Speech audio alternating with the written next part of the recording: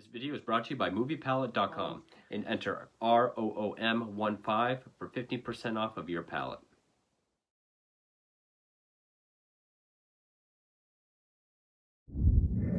Hey horror fans, welcome back to Room237, back with another review as I continue my run through of films based on real life serial killers. And this is one that I put on my list right from the beginning. This is one that I've seen. I had to order it, but I used to see it at the store that I go to all the time. And this is actually one that I was going to watch on YouTube. It's on YouTube, but I saw it was cut by like 15 minutes almost, so I didn't think it was worth it. And just judging by the title and the cover, I always think this is an Uwe Lamel film. It's definitely not. It is miles and away better than an Uwe Lamel film. But it's one I always wanted to get to. It's one I've always known about. It's from 2010. And it's about a serial killer I've always found interesting. And one I actually thought was more well-known than I thought. Ever since I had this documentary, which I got, I think, in high school, he was on it. I've always known about this serial killer.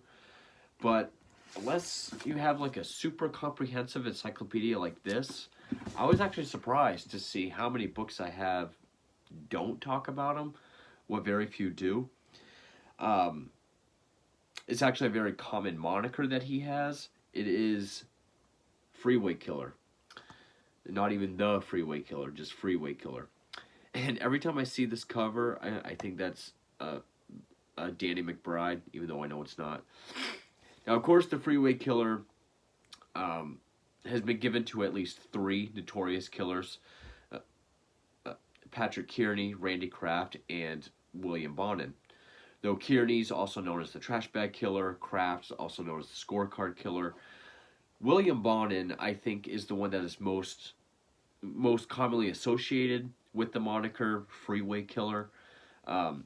Actually, I think it's the only moniker, if any, that he has. He doesn't really have a more specific or unique one like Kraft or Kearney.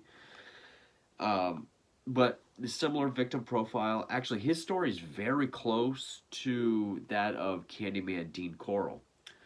I would say that the Dean Corll movie, In a Madman's World, is better than this. But it's a similar kind of film. The last few I've done have been more sort of detective procedurals where we don't even really see the killer until the end. This is more of a portrait of a killer film, portrait of a serial killer film, which it has Michael Rooker in it. Henry, Portrait of a Serial Killer himself, only he's on the good side of the law this time. It tries to be one of those films. I mean, law enforcement doesn't come in until pretty much the climax of the film. William Bonin is our main character. He's the one that we're following. But it does leave so much out about Bonin's life. And people like to watch movies like this, or even fictional ones, even ones like Halloween, where Michael Myers has no profile. He's just a force of evil. Unless it's Rob Zombies. And they like to say it takes us into the mind of a killer. It really shows us what a monster is like. This movie doesn't. This movie, it sounds like I'm ranting on it. I'm not. I was actually surprised by this movie. It's frustrating because there's so much potential. There is a lot good to say about it. Mainly in the performance of Scott Anthony Elite, which I'll get to. But, I mean, it leaves almost everything out about his past. It's briefly mentioned during the first interrogation scene. But if you really wanted to show the mind of this killer, William Bonin was gay. And, he led an externally heterosexual life. He had a girlfriend that he was very devoted to on Sundays. Sunday was for the girlfriend, Friday and Saturdays was for stalking the streets and luring his victims. Some say that, I think it was even his psychologist, I can't even think of her name right now. I just listened to, I think it's called Most Evil Killers. It's not Most Evil, but one of those British shows. I think under the Absolute Crime Channel, just sort of as a refresher. But she thought that he was trying to kill his homosexuality through killing his victims. That would have been a huge, huge thing to portray in this film. Instead, you really just kind of get a portrait of an effectively creepy guy that likes to assault, torture, and kill teenage boys. It doesn't even mention that he's actually gay. It just seems like he's going after these teens just because. It doesn't even really say why. It almost kind of makes it seem like because they're hitchhiking, because kind of trying to play on the idea that he looks normal and blends in so well. But it doesn't really get into any of that. I mean, there's a lot in William Bonin in his past, and just the whole thing about, fighting with his homosexuality that this movie really could have delved into and been a very interesting psychological film, even though I don't like using that term because I think it's used too loosely. It's very basic. That's the main problem, and it sucks because Scott Anthony Lee is awesome as William Bonin. He looks a lot like him. His performance, he can be cool and charming and normal, but then you can literally see his eyes go evil. I mean, very good performance by him. I could see, a movie that really well made, really well done, and really taking the time for the research and the accuracy. Something like Extremely Wicked, or like a 90-minute movie version of Dahmer, or something along those lines, with Scott Anthony Lee as Bonin, and I think it would be very effective and very well done. Now, it was directed by John Merlowski, which I've heard that name before. I don't think I can click on it. No, I can't click on his name. It was written by David Burke, which I believe, because other posters will say from the makers of Gacy and Dahmer. I believe David Burke was the one that wrote the 2002 Dahmer film and the 2003 Gacy film. And it kind of feels like that. I mean, the killer's the main character. It's not quite as much of a bullet point film as those ones are. I'd probably say it's closer to Gacy than it is Dahmer. Dahmer is more like a bullet point film where it's, okay, all these scenes are known scenarios that happened in Dahmer's life. Whereas, kind of like the Gacy film, this one's kind of hit or miss on... A lot of it is more representation, or like a dramatization with not a whole lot of concrete facts, but just, okay, these are the kind of things he would do. Not really based on anything specific, but there are things here and there that are true and did happen. But yeah, you have Scott Anthony Lee as Bonin, Cole Williams as Kyle, who's a composite character because, like Dean Corll, Bonin had a total of 4 accomplices. Now, I actually didn't even mention, but between May of 79 and I think it was June of 1980, William Bonin killed at least 21 teenage boys and young men. A lot of them he did do himself, but a number of them he had someone with him. I think on at least one occasion he had 2 accomplices with him. But in total, during this time, he had 4. And he was convicted of 14.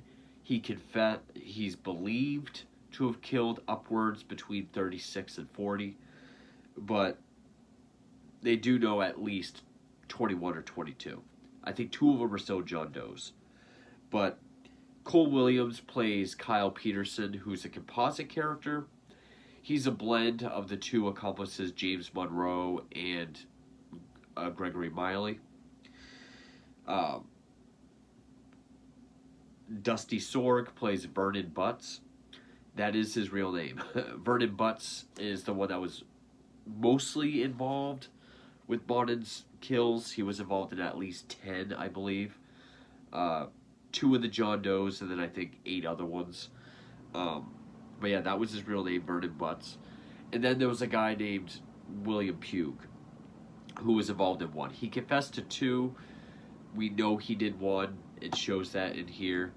And he was the one that helped bring Bonden down, which is kind of hinted towards, but not really. Once you kind of get towards the end, like the third act, it feels really rushed. Where I don't really want to say the film meanders during the first 2 acts, but it is just kind of watching this guy live his life, hanging out with his accomplices, Vernon Butts, bringing in this new guy, Kyle, going around doing their thing, kind of hinting towards a personal life, like taking care of his sick mother, which I have heard, but when I went to go double check, I couldn't find anything on it. It doesn't really hint at his job history or his job as a truck driver, and how not good he was at that. So it's really just watching him with his accomplices and slowly getting more paranoid towards the end of the film.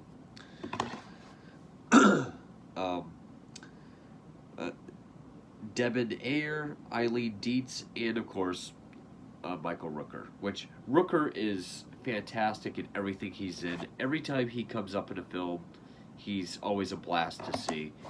And even he's intimidating in this, even though he's the good guy.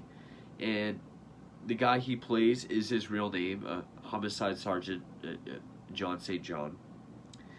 John Borlowski did the cinematography.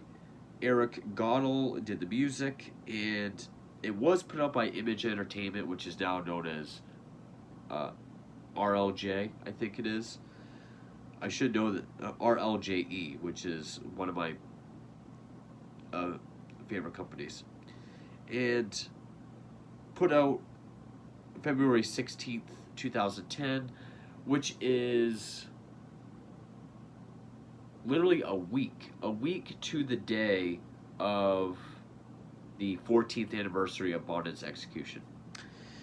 So, yeah, this movie leaves out a lot. It is told through flashback.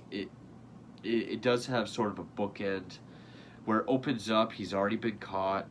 There's this mother who, there were mothers that corresponded with him. There was one mother.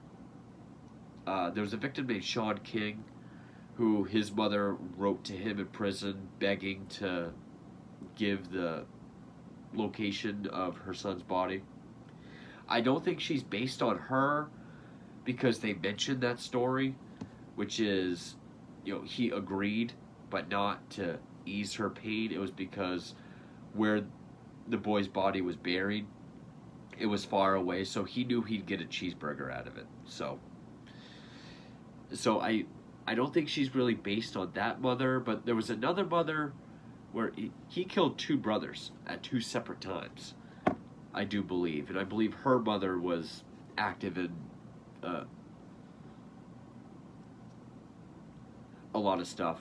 I was trying to think of the right word.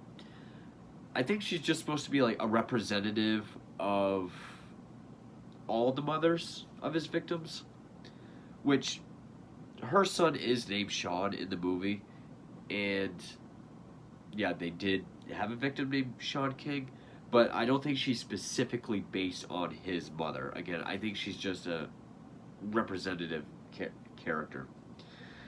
But the movie's pretty much framed that she wants to know the truth about her son, so he's going to tell her the film. He's going to tell her the story.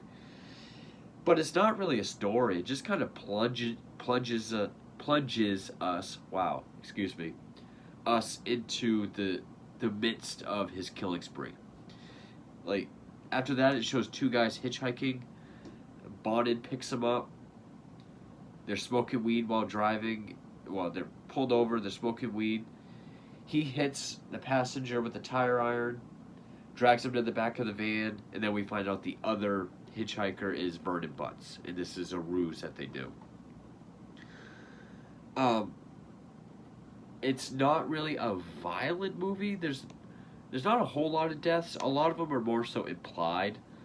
Uh, like it'll either cut to a scene where the victims are already dead, or we'll see them alive, and then it'll cut and they're already dead. But it's fairly violent, the stuff we do get to see, which is, I think, at least two murders. Um, but even then, they, they downplay his homosexuality so much that there's not even sexual assault in it. And that, it, not to say that, I want to see it, but, if that's part of the MO of the title killer, you should probably put it in there. And I've read different reasons as to why they did that. Because also the Kyle of character, they gave him a girlfriend, which Bonded is always kind of trying to pull him away. He's trying to pull him away from her, kind of trying to be a wedge in between them. Now, Vernon Butts also had a girlfriend, but they were lovers as well. They kind of both treated their girlfriends as fronts. I think all the other accomplices were gay or bisexual. I do know James Monroe was bisexual, but uh, preferred girls.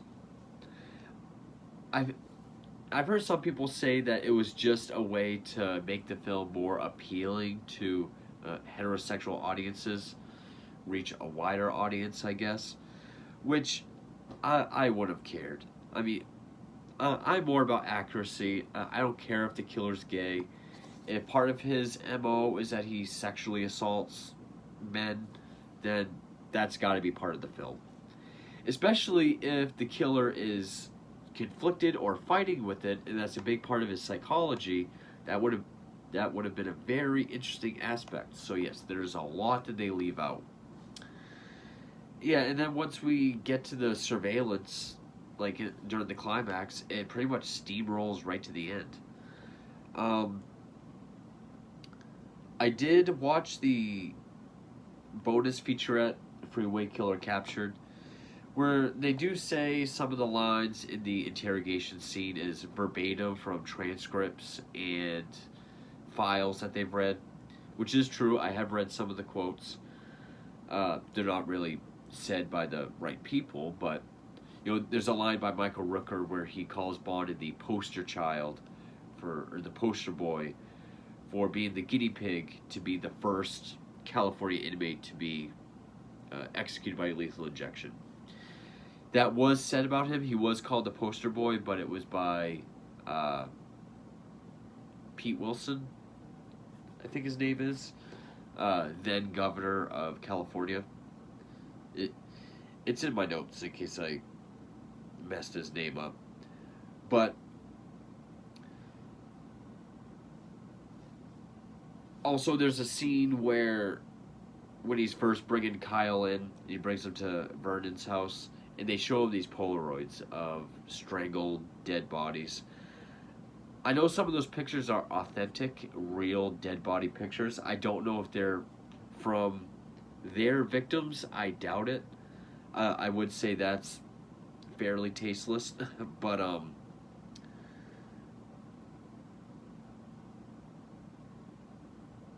sorry, I'm just reading up on this. Pete Wilson. Um, Not a whole lot to say about it. I mean, Scott Anthony Elite's portrayal as Bonin. Not that this movie's bad, but I do wish it was in a better movie. And yes, even though this looks like an Uwe Lamel film, it is way better. It's also better than I can't even remember their name now. His name, the guy that did like the Cora Nemec, Richard Speck, and Ted Bundy films. Is it Andrew Jones? His movies, or like Will Barrett films, which are just above Uwe Lamel. It's above that. I mean, I would put this in the same category as 2002 Ted Bundy, 2002 Dahmer, 2003 Gacy.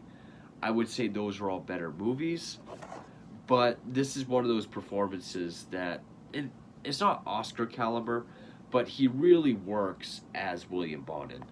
I mean, the look, I definitely buy this guy as a psycho, even if at times he does kind of look and talk like Jason Sudeikis, which kind of made me laugh. But you know, when not so much like when he's strangling his victims and he's all like feral looking, but just some of the lines he says and the way he delivers some of the lines, like at the end when the mother is leaving and she says, you know, I'm gonna be there and I'm gonna watch you die, and he's just sitting there like, I got a tip for you. When you do, look for the eyes, because that's where it all happens. Just, I really buy that this is a guy that's at least seen people die in front of him, or seen people be murdered in front of him. So his performance really works. It's great to see Michael Rooker for as brief of a role as he has. I do commend it for, you know, trying to be accurate. It's not a fully fictionalized, dramatized film, which is good. I don't know why they put a female hitchhiker here on the cover. Again, they didn't even want to put it on the cover. If they were worried about, you know, mainstream audiences or whatever, you know, wanting to watch it, it's about a guy that brutally rapes and tortures his victims. I don't think it matters if he's gay or not. It's going to be an uncomfortable subject regardless. Again, it would be like if they made a Dahmer film. Excuse me, but they really downplayed the homosexuality aspect and all the psychology of Dahmer that goes with that. And they just made it about a guy that likes to cut people up and eat people. You know, it would be very empty. And that's kind of how this movie feels. I mean, for its budget, it's decently made. It's well made for its budget. It does have enough factual stuff there to be okay, this is a William Bonin film. The performance works, but other than that, it does feel empty. And again, there's so much about his past and his history, his psychology, and everything that they really could have focused on. I really do feel like they were going for Henry Portrait of a Serial Killer because, you know, Henry takes place in a week. It takes place during a week, right in the midst of this killing spree. Whereas this, it does have the finality. We do get the execution scene. We do get the end text saying that he was executed. But the way it just dumps us in, it feels like it literally just takes place during these few months. And I would have rather they had just taken out that bookend of the conversation with the mother in prison and just, you know, have Bonin, you know, tell it the way they did, but have flashbacks. You know, every time something happens that's significant, have a flashback to something that, you know, is significant in his past. Structure it like the Dahmer film, 2002 Dahmer, or make it more factual like the 2002 Bundy film. I mean, both of those are a bullet point films. His story is a bit more complex than theirs, but it could have been done. And the best thing I could say is his performance, and I do wish that it was in a better movie. So with that, I guess we'll get into... So overall, it's a decently made film. There is a newer documentary that came out in 2020 called Freeway Killer, The Lost Tapes. I would just say watch that, or any of like the Born to Kill or like Mind of a Monster if there's one on him. So the Absolute Crime documentaries on him. Which again, of all the books I have, of the almost 70 something serial killer books I have, the ones that mention him, other than like super comprehensive encyclopedias like this, these three. That's it. Uh, Actually, I think there's one more, but it's just like a or he's like mentioned. It doesn't have like his own chapter like those ones do. So yeah, I mean, as far as serial killer films go, you can do a lot worse, but it's frustrating because this is one of those that I've seen that it's not bad, but it had so much potential to be more. So you're better off just to watch a really good documentary. So with that, we'll get into the cliff notes and the summary, and then the film itself. So as always, I just like to give a brief cliff notes or like a brief summary on the real life killer that the film is based on. So the Freeway Killer is a moniker that has been given to at least three notorious serial killers in California in the 1970s and early 80s. And while two of them have their own more unique monikers, the second to be captured is the most commonly associated with the title and most commonly known as the Freeway Killer. Uh, William Bonin, whom between May 28th of 79 and June 2nd of 1980 murdered a minimum of 21 young men and teenage boys, though he was only charged with 14 and suspected to have killed a possible 40. Bonin would cruise the streets of Southern California, pick up young male hitchhikers or lure them into his van, where he would sometimes engage in consensual sex, but always torture, rape, and then strangle them with a tourniquet made of a tire iron and the victim's own t-shirt. Born January 8th of 1947, Bonin had a long history of sexual abuse, enduring it from his grandfather, and then from older boys at a Catholic boys' school when he was placed there by his negligent and abusive parents. He also had a long history of crime. His first brush with the law, though never confirmed what for, was when he was only 8 years old. He soon learned that rape and sexual abuse was a way to gain control over someone, eventually assaulting younger boys at the home and even fellow privates while in the military. Bonin was arrested and charged with sex offender charges throughout the 1970s, and one time when he breached his parole, an administrative error kept him out of jail. Though he was a homosexual, he felt conflicted about his sexuality, even believed to try to, quote, kill the homosexuality within him through his victims. He lived an externally heterosexual life with a girlfriend. Bonin had 4 accomplices during his murder spree. Vernon Butts, who was involved in at least 10 of the murders, died of an apparent suspicious suicide by hanging in jail 4 days before his plea hearing. Gregory Miley, who was involved in 2 murders and sentenced to life in prison.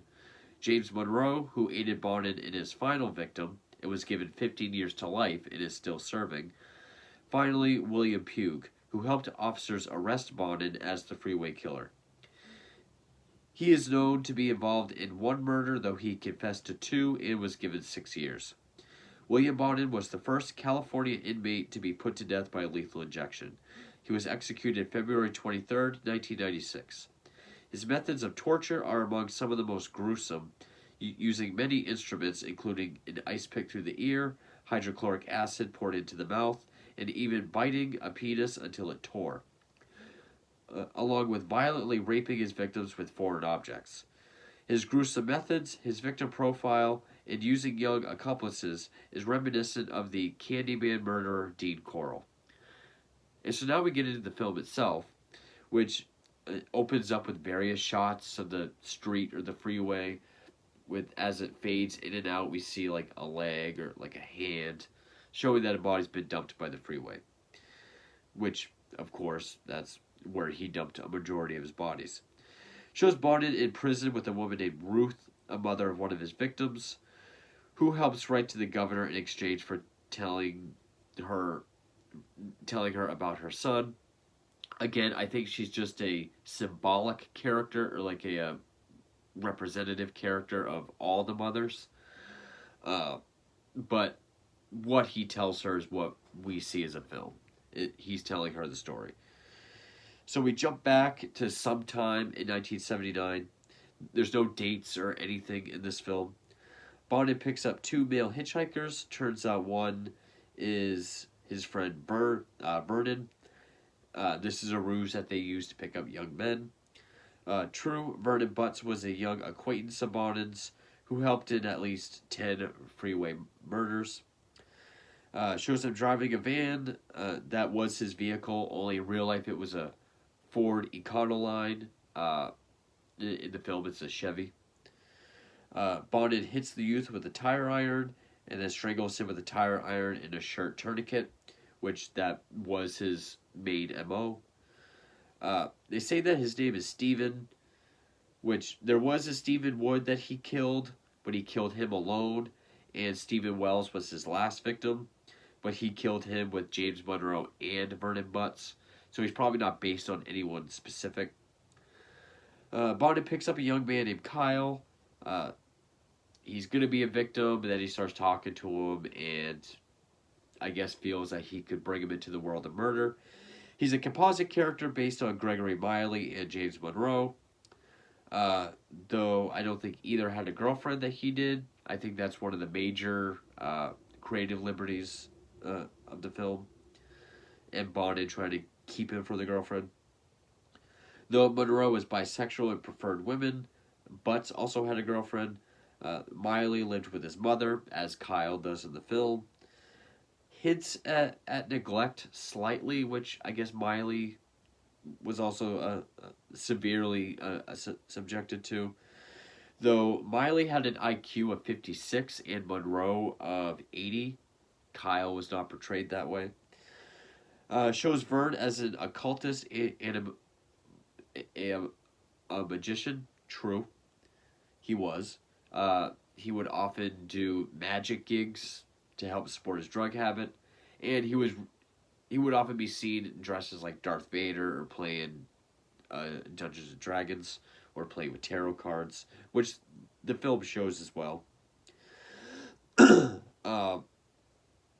photos Vern shows Kyle are real dead bodies. True. Again, I don't know if it's their victims. I highly doubt it. But yeah, Bonded brings Kyle over to meet Vern. Bonded and Kyle pick up a hitchhiker, which is Kyle's first victim. Bonded looks at Kyle and says, this kid's gonna die.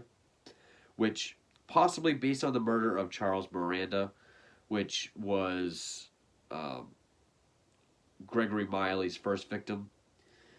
Bonded had consensual sex with some acquaintance. He saw that the acquaintance tried to steal money out of his wallet, and he got away. So he decided, I have to kill someone. So he went and he picked up Miley. They were cruising. They picked up 15-year-old Charles Miranda. He and Bonded engaged in consensual sex in the back of the van. And then that's when he looked at Miley and said, this kid's going to die. Now, according to Miley, he kind of stammered this, almost like he was frantic or like he was telling him to get ready for something.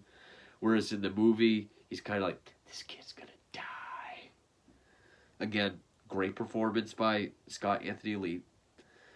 In the film, he stabbed a bunch of times and even gets the upper hand on Kyle. But in real life, he was bound, gagged, sexually assaulted, stabbed, and then eventually strangled. Bonded wanted Miley to sexually assault him too, but he was unable to. So, loosely based on Miley's first murder with Bonded. Vern grows a disliking towards and feels threatened towards Kyle. I don't know if that's true or if any of them felt threatened by each other. I know Vernon was probably the closest with Bonded. Shows the aftermath of another victim of Bonded and Kyle. Bonded sees on the news that their murders are linked. Shows Bonded visiting and caring for his mother who has cancer. Now, I've heard that in some places, but it's not everywhere. So, I'm guessing. The interrogation scene also makes it seem like he's very, like, you leave my mother out of this. Which I think he was that way in adulthood. Shows Vernon play a D&D with Bonded and Kyle. I know Vernon introduced Dungeons & Dragons to Bonded, and they would play it regularly, and that Vernon would host D&D parties at his house. Something happens, and Bonded brutally beats Vernon. I couldn't find anything on that. I've never heard anything about that. Bonded and Kyle leave. Kyle suggests that, that was stupid. You should probably go back and kill him. So he goes back to kill Vernon. Uh, Bonin tells Kyle that he did his first kill with Vernon, which is true. That was on May 29th of 79. Thomas Lundgren, he was their first victim. He goes back to kill Vernon, and Vernon mentions a man they killed with an orthopedic thing. I went through everything, and I could not find any victim with anything mentioned like that, so I don't know. So then Vernon goes into the bathroom. Bonnie goes to check on him and sees that he tried to slit his wrists. Now, Vernon would eventually die by suicide, and he was known to have attempted suicide at least 3 or 4 times prior. He was known to be very depressive and looking for validation from people. But I don't know if any of those attempts were in the presence of Bonin. 2 bodies dumped at the same place, possibly based on 14-year-old hitchhiker Glenn Norman Barker and 15-year-old Russell Dwayne Rue. They were both abducted, tortured, raped, and killed just hours apart from each other on March 21st of 1980. They were both found on the same day 2 days later, I think in the same place, so maybe that's what that's based on. Shows Bonin meeting William Pugh, his intended victim that'll be his third accomplice. Now, the film shows Bonin pulling up as Pugh is spray painting something out behind his work.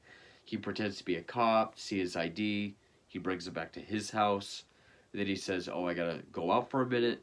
And he comes back with some kid named Alex, and they kill him together. Now, in real life, they were at a mutual friend's house.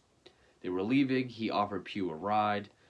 While they were in the van, he asked Pugh if he was gay. He kind of panicked. He tried to leave. He pulled him back in. And he just started talking about how he likes to kill teens. It's very easy, but you got to know where to dump them first. Pugh then said, "This is my house," but it was the wrong house. He got dropped off and he ran home. But then a few days later, on March 25th, they got together and they did kill their first victim. Which here, it just shows Bonin bringing over some young kid named Alex. Then it just cuts to a scene where Alex is dead on the bed. Pugh goes to the bathroom to puke. Bonin is just like, "We did it together." Gives him 5, then he runs out of the house. Where, in real life, their first and only victim we know of together was 15-year-old Harry Turner. Where on March 25th, they lured him into the van with a $20 offer for sex. He was then raped and tortured by Bonin, bludgeoned by Pugh, and then strangled with his own shirt and tire iron by Bonin. This was also the victim where Bonin bit into his penis so hard and just pulled until it tore and bled. This was the only murder Pugh was involved in and charged with, though he confessed to 2. So, again, quite a deviation from Pugh's involvement, but Bonin goes to kill Pugh, but learns he was arrested for trying to steal a car. True, sometime in May of 1980, he was arrested for car theft. He overheard the details of the Freeway killer crimes and the M.O., thought it sounded familiar to what he did with Bonin, but also things that Bonin told him. He told his counselor, who told Homicide Sergeant John St. John, who then, he interviewed Pugh, and then that led into the surveillance. We see Bonin under surveillance. Now, by this point in the film, he's completely paranoid. And the movie does get stylish at sometimes, which one thing I forgot to mention is, one way you can know this movie's low budget. Takes place in 1979. A lot of the cars and clothes are contemporary, 2009 or 10. When they're in the van, all the windows is like that projection, kind of like a sitcom, like it's just a screen with stuff passing. at one point, when him and Kyle are in the van, they're getting high, and it's just like this high speed driving, kind of trippy, like the road going through the windshield. Um, there's like a lot of scenes with, or a few scenes with Bond, like almost looks like the hell do you call it? Like extreme bikers wear with the stick and the camera, so GoPro. So it's like he's kind of cameras right here, like he's at the bathroom mirror. He's up close. He's getting more and more paranoid. Thinks everyone's watching him. And this is when we're introduced to Michael Rooker, who now it's obvious that he's under surveillance. um, which actually his surveillance went into effect just an hour before Bonded and James Monroe dumped the body of Stephen Wells, their final victim. Bonded lures another teen into his van. He says his name is Sean. As he's strangling him, the cops burst into the van and he's arrested. True, after 9 days of uneventful surveillance, he did pick up he was seen driving through random areas trying to pick up teen boys, at least 5. He did pick up one 17-year-old. He parked somewhere. They cautiously went up to the van. They heard banging sounds and muffled screams. When they opened the doors, he was in the midst of raping a 17-year-old, and that's when he was arrested. And it was June 11th, 1980. And the officers were in plain clothes, whereas here they look like a SWAT team. It shows Kyle being arrested, which James Monroe was arrested July 31st. Or, I was supposed to say Miley. Miley was arrested July 31st, and James Monroe in Texas on August 22nd. Interrogation scene with St. John. Again, Michael Rooker is great. And John St. John was the homicide sergeant's real name. He mentions his past. He puts the file down. He mentions neglect, abuse, pedophile grandfather, alcoholic mother. All true. He was molested by his grandfather, physically abused by his father, left alone by his mother, often unfed by his mother, along with his siblings, placed in a Catholic boys' home where he was sexually abused by older boys. Some lines are verbatim from transcripts and quotes, such as, kind of. He says, there's a rumor going around that they're looking for a guinea pig for this new lethal injection. And from where I sit, you're the poster boy. Now, William Bonin is the poster boy for capital punishment, was a quote by California Governor Pete Wilson at that time. Vernon found hanging in jail, true, though his attorney, Joe Ingber, thought it was suspicious and quite possibly that someone could have got to him. Even Bonin, I think they were in the same jail. But it was ruled as suicide.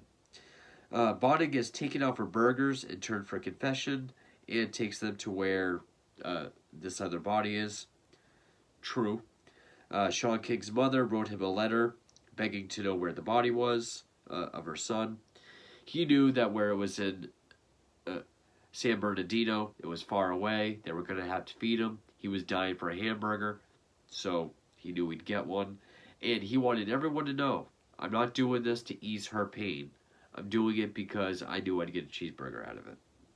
Which he was always known to be very cold, very remorseless during all his confessions and everything. So then we get back to the scene in the beginning with Ruth. She finds out he was just playing her. He doesn't know anything about her son. He just wanted company while he's in jail.